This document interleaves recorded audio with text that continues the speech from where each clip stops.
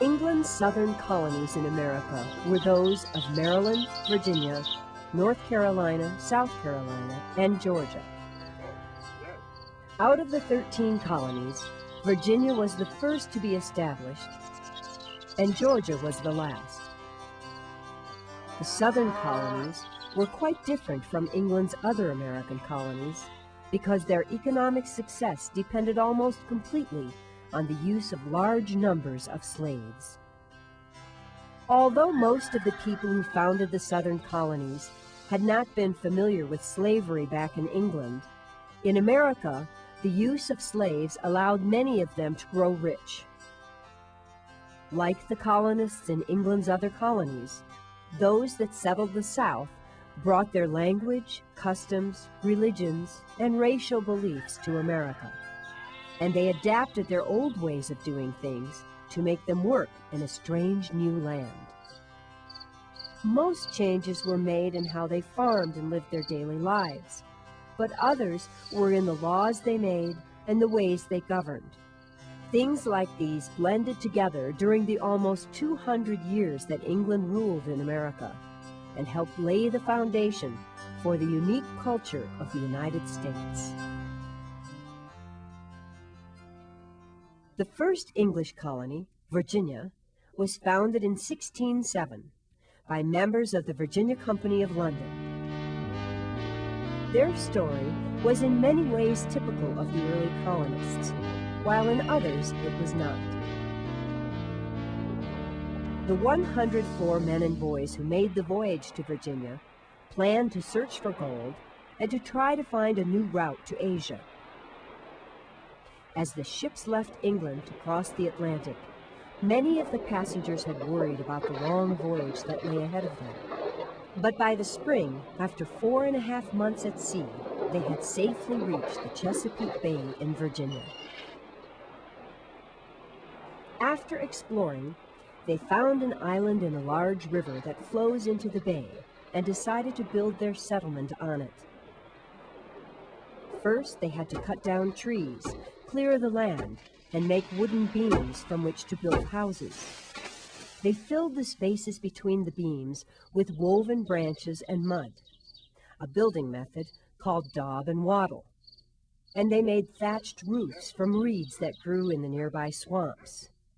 When they were done, the houses of the settlement they named Jamestown, after King James, looked a lot like those they had known in England, but most of them were quite small and had only one room. As time went by, the colonists also built barns where they could store supplies. And they built a new church where regulations required them to worship twice a day. They even sharpened logs to make a wall all the way around the first English town, or fort as they called it, for protection against both hostile tribes of American Indians and from the Spanish soldiers that lived to the south in Florida. Most of the work of building Jamestown was done by the poorer colonists. The other half of the colonists were wealthy members of England's upper class who, according to the old English ways of doing things, were not expected to work. This caused many bad feelings at the colony, but that was just one problem Jamestown faced. Another was that it was built on swampy land that was bad for farming. Most of the drinking water was no good.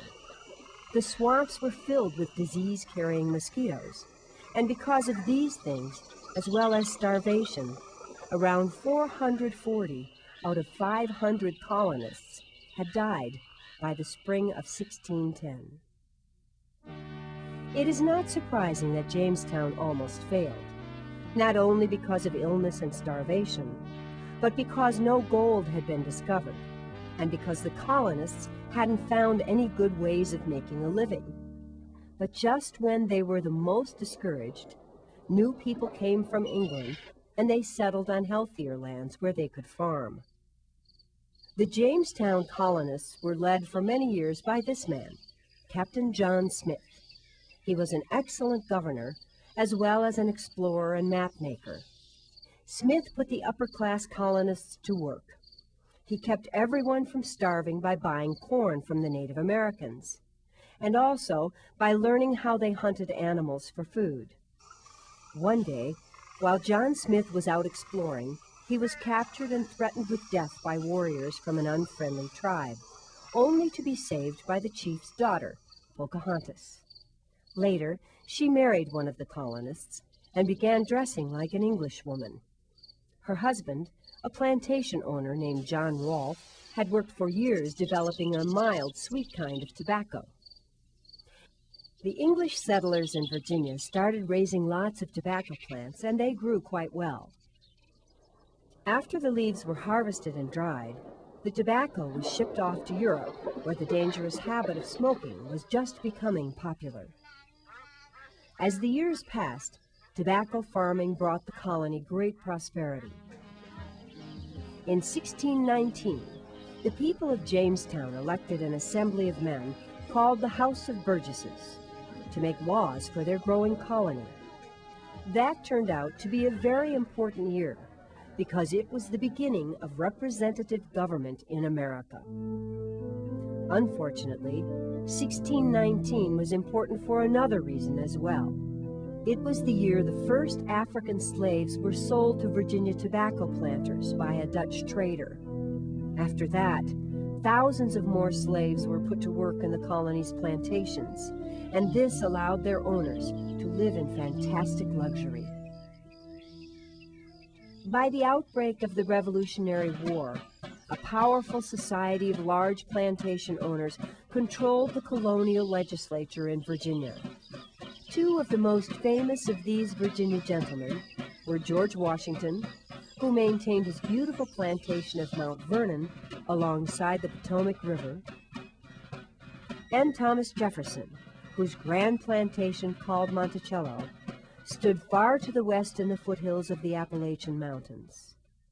Both plantations had hundreds of slaves. The second southern colony, Maryland, received a royal charter in 1632, 25 years after Virginia was founded. Maryland was the first of what were called the proprietary colonies. That is, colonies that were run by an owner or proprietor.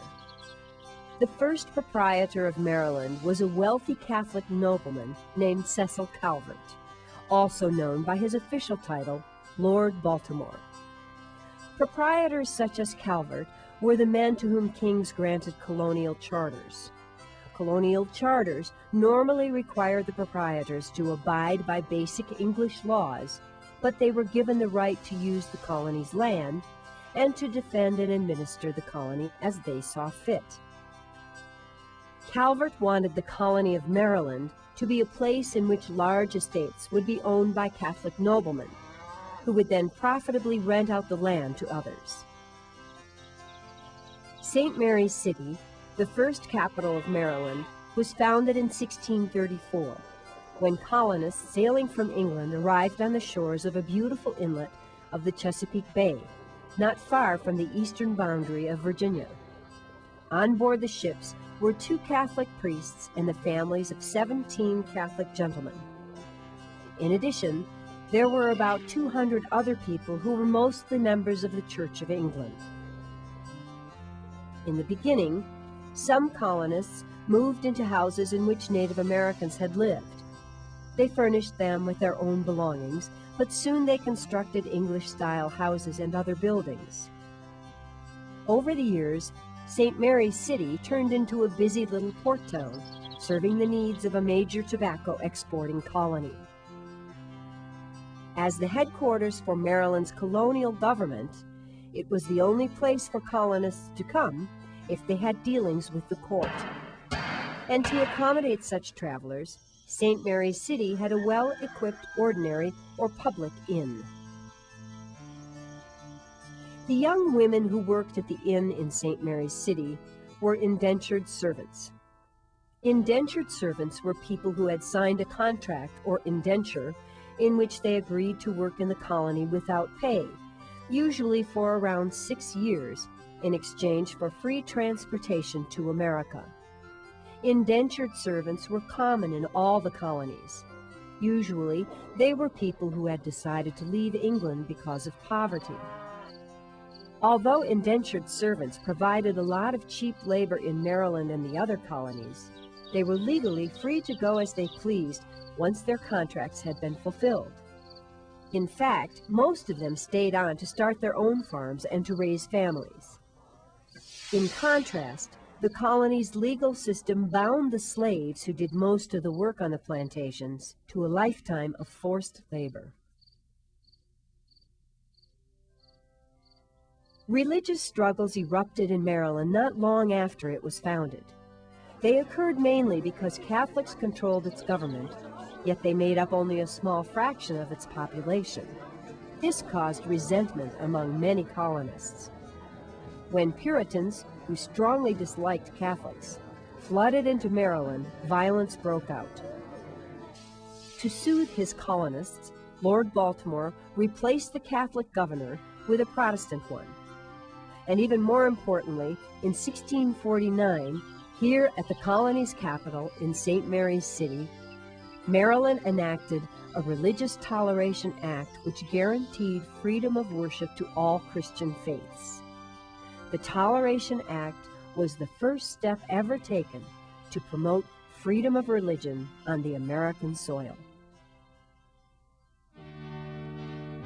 In 1649, the same year that Maryland was enacting its Toleration Act, King Charles I of England was beheaded for treason by order of the Parliament, and for the next decade, England had no king. But then the monarchy was restored under the dead king's son, King Charles II. The new king awarded the proprietorship of the land south of Virginia, known as Carolina, to 8 loyal friends to thank them for their help in bringing him to the throne. 2 separate colonies, North and South Carolina, were later carved from the original Carolina colony. North Carolina was the site of England's first attempt at colonization in America. It all started in 1584, when Queen Elizabeth I granted a charter to a vast region of land along the east coast of America to her friend Sir Walter Raleigh. Explorers from England searched for a good site for a colony, and they selected Roanoke Island just off the mainland of North Carolina. The following year, over 100 men and boys arrived at the island. Their goal was to create a base for supplying English warships. But they soon realized that the island's shallow waters would make running such a base impossible. And so they abandoned their mission and returned to England. The next attempt at colonization happened 2 years later, when a group of 117 men, women, and children sailed off to colonize land further north in Virginia. But due to some confusion, they ended up at Roanoke Island too. After several months on the island, there were struggles with the Native Americans, and the colonists needed more supplies. So the ship that had brought them to America returned to England to get them. However, a major war broke out between Spain and England, and the English needed every ship they could find. As a result, 3 years passed by before the supply ship could safely return to Roanoke Island. When the ship finally got back in 1590, the island was deserted. In fact, the only sign of the colonists were the letters C-R-O, carved in a tree. These letters may have been a reference to Croatoan Island to the south. But to this day, the fate of the Roanoke colonists of North Carolina remains a great mystery, and no trace of them has ever been found. By the time the 8 Lords Proprietors began to govern North Carolina in 1663, a small area not far from Roanoke Island had already been settled by a few people who had been indentured servants and small-time tobacco farmers in Virginia. The town of Bath, seen here, is the oldest town in North Carolina, founded in 1705. 3 years after it was founded, Bath had 12 houses, a shipyard, a mill for grinding grain, and 50 residents. The town was frequently visited by a man named Edward Teach, also known as Blackbeard, a pirate who terrorized shipping lanes along the southern coast of America. During its early days, North Carolina's main exports were tobacco, furs, and forest products for wooden ships, such as timbers, turpentine, pitch, resin, and tar. Eventually, North Carolina changed from being a privately owned proprietorship colony to a royal colony. The king built a beautiful palace for his governor, William Tyrant, right before the outbreak of the Revolutionary War, and for a short time, Tyrant Palace served as the home of North Carolina's colonial legislature. But another purpose of this fine building was to remind the colonists of England's strength and greatness during a time of growing political turmoil in America.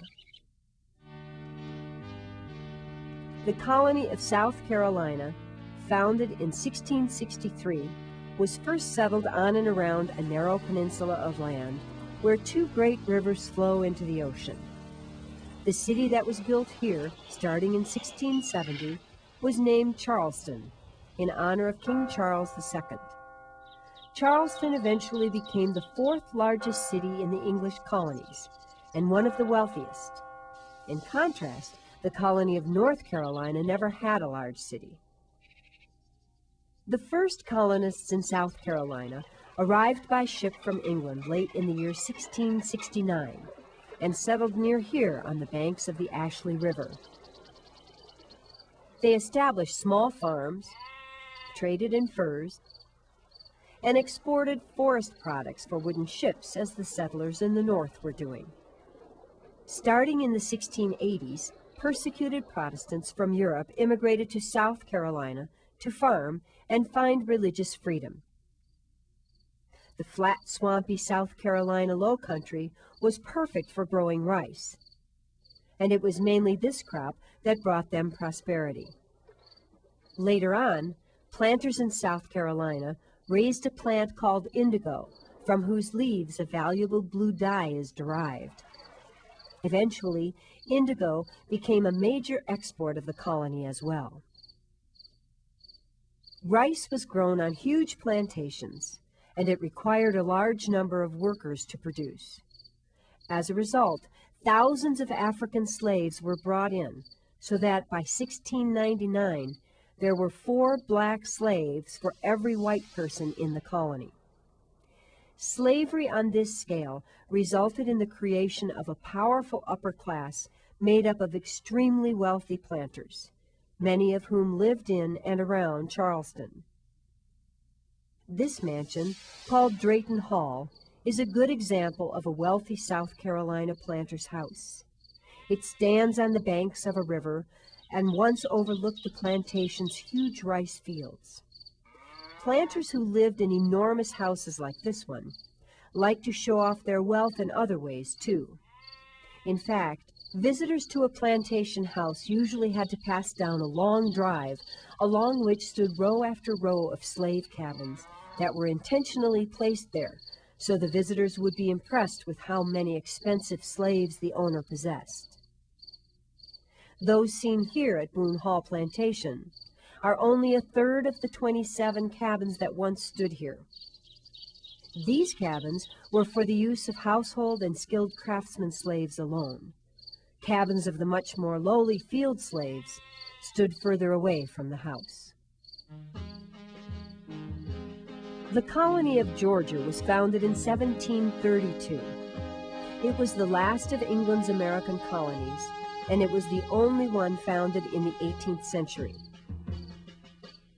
Georgia was created in the area of disputed land that lay between the colony of South Carolina and Spanish Florida. But more than a decade before the charter was even granted for the colony of Georgia, the British had staked their claim to the region by establishing Fort King George along the swampy banks of the Altamaha River. Originally, an Indian village had stood on the site of the fort, and in the late 1500s and 1600s, the Spanish had a mission there. The purpose of this fort was to prevent the Spanish in Florida and the French in Louisiana from moving any closer to the Carolina colonies. Fort King George didn't last long because it cost the British government too much to operate, and so most of its troops were withdrawn after only 6 years. Nevertheless, while it was in operation, more than 140 British soldiers died there from malaria, malnutrition, and from skirmishes with the Indians while defending the southern frontier of the American colonies. A royal charter for Georgia was granted by King George II, for whom it was named, to a group of men who shared a common humanitarian vision. They called themselves the Trustees for Establishing the Colony of Georgia in America. The leader of the trustees was a man named James Oglethorpe.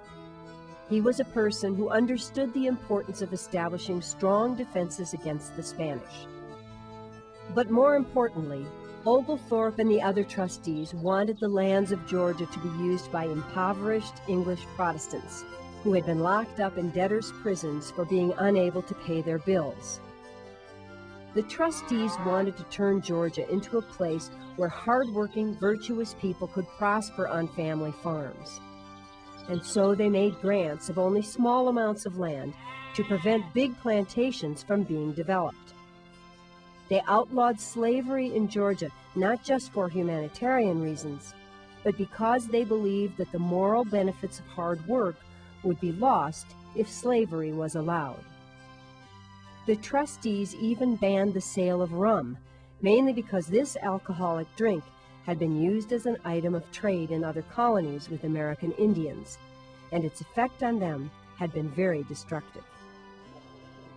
In February 1733, a ship carrying James Oglethorpe and around 120 settlers sailed up the Savannah River, the river that formed the boundary between the colony of South Carolina and the new colony of Georgia. With the help of a friendly Native American, a site for Savannah, the new capital of Georgia, was purchased. The land they selected was situated on a low bluff overlooking the river about 10 miles upstream from the ocean. Oglethorpe oversaw the planning of the town, which he laid out in a distinctive style, made up of regularly spaced public squares surrounded by houses and public buildings. For the first 10 years, Oglethorpe acted as the colony's governor, representing the trustees back in Britain, and he ruled without the help of a colonial legislature. Only 6 years after Georgia was founded, war broke out with Spain over the slave trade, and Governor Oglethorpe was ordered to attack their outpost of St. Augustine in Florida. For a month, 900 British soldiers and 1,100 of their American Indian allies laid siege to the city, but they didn't have enough men to capture it. After that, as commander of all the troops in Georgia and the Carolinas, Oglethorpe continued to make improvements in his colony's defenses. Here on St. Simon's Island, not far from the border of Florida, the English outpost of Fort Frederica was strengthened. Since stone was non-existent on the island, oyster shells were burned to make crude concrete called tabby to construct the fort's main buildings. During this time, Fort Frederica grew into a small town with many buildings, 500 citizens, and a large number of soldiers. Naturally, the fort was a tempting target for the Spanish forces just to the south. It was 3 years after the British attack on St. Augustine that the Spanish tried to strike back at Fort Frederica. But British troops ambushed the Spanish just as they were sneaking up on the outpost. During the Battle of Bloody Marsh that followed, 1 British and 200 Spanish soldiers were killed. After that, the Spanish threat to Britain's southern colonies ceased to be a serious problem. During its first 10 years as a colony, Georgia did not prosper. Few settlers had made the voyage to the Georgia shore, and about half of those that had come had done so at the trustees' expense. And the trustees' goal of turning it into a place where poor people could come to start new lives had been a failure.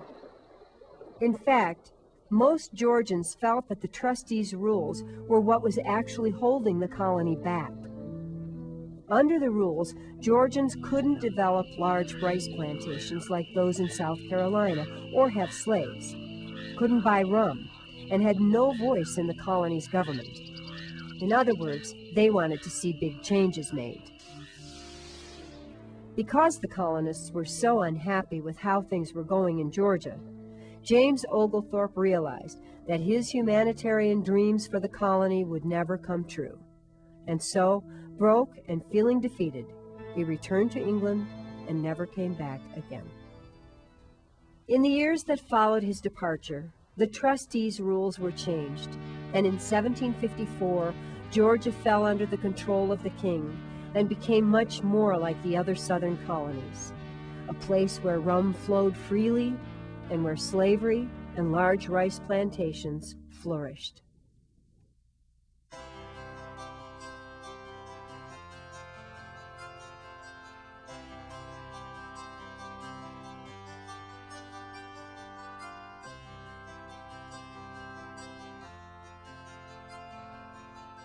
True or false? Virginia was founded by men seeking religious freedom.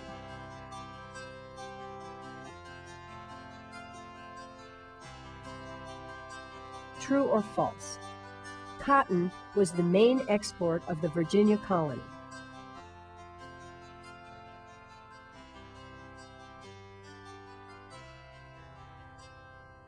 True or false? The first proprietor of Maryland was a Catholic.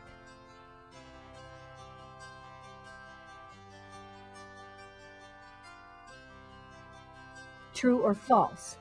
Indentured servants provided cheap labor in Maryland.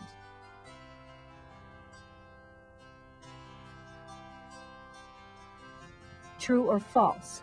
The first tries at colonizing Roanoke Island failed.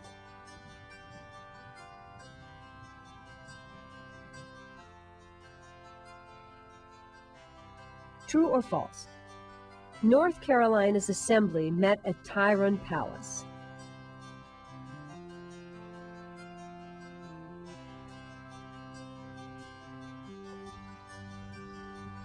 True or false? South and North Carolina were once a single colony.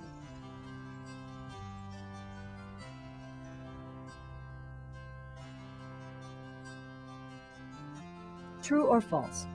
Rice was raised on the big slave plantations of South Carolina.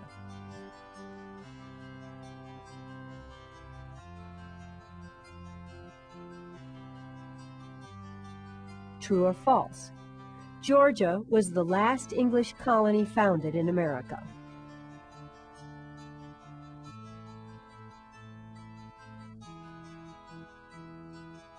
True or false? James Oglethorpe was one of the trustees of the Georgia colony.